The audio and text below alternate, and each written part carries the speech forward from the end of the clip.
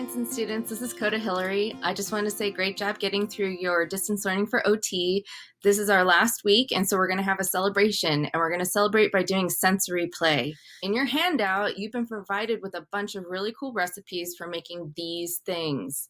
We've got fluffy slime, Play-Doh, artificial snow, oobleck, moon sand, and scented sensory dough. Maybe you're wondering, how can my child benefit from sensory play? Is this just for fun? It's not just for fun, actually. When you give your child fun opportunities to experience new textures on especially their hands, like soft, slimy, wet, anything really, it helps them to transfer those experiences to things that might happen to them in real life.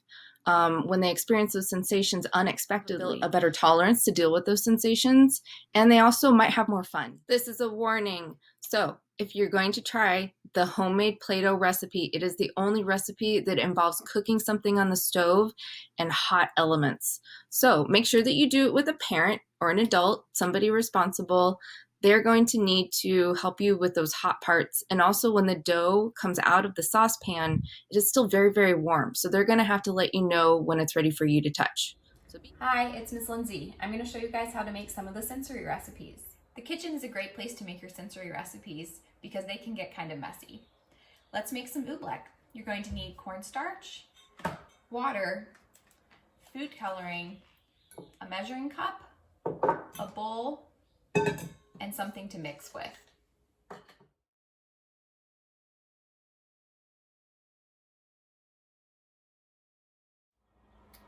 Oobleck is a cool recipe because sometimes it feels like a liquid and sometimes it feels like a solid. Now we're going to make scented dough. You're going to need a bowl, Jello, water, cornstarch, a measuring cup, a tablespoon, and something to stir with.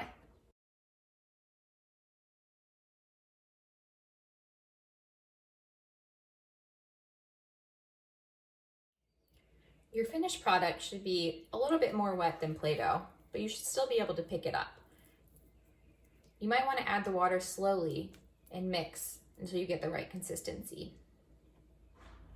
Now we're going to make fake snow.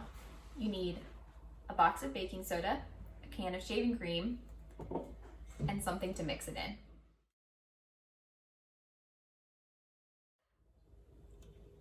Here's the finished product. It feels kind of wet, but kind of dry at the same time.